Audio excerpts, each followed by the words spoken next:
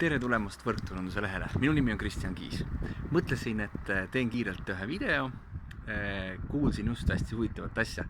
Nimelt on see, et kuidas selgitada inimesele püsisissetulekut. Hästi lihtsalt.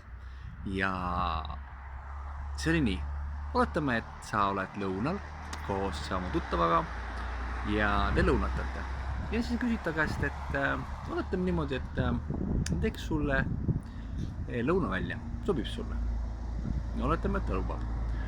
Ja siis, kui ta alustas söömist, siis sa küsid ta käest, et kas sa tead, mis asi on püsitulu, püsisissetulek. Kui ta teab, ta selgitab sulle. Ja siis on üks hea mõte, kuidas seda teha, kuidas talle seda selgitada, on see, et vaata, praegu me sööme. Mina söön oma toitu ja sina saad oma toitu. Ja mina maksin mõlema toidu eest.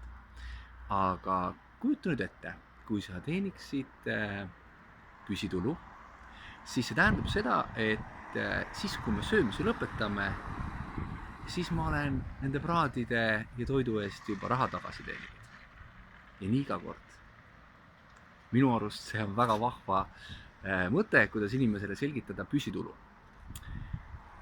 Ja ma loodan, et sa said siit videost väärtust. Kui sul on ka endal mõni mõte, kuidas sina selgitaksid inimestele püsisissetulekut või mõni hea lugu, ole kena ja jaga seda siin video all ja aitame kõigil niimoodi saada paremini siin elukutse juures edasi.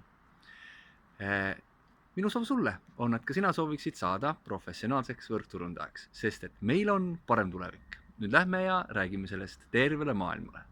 Mina tänan.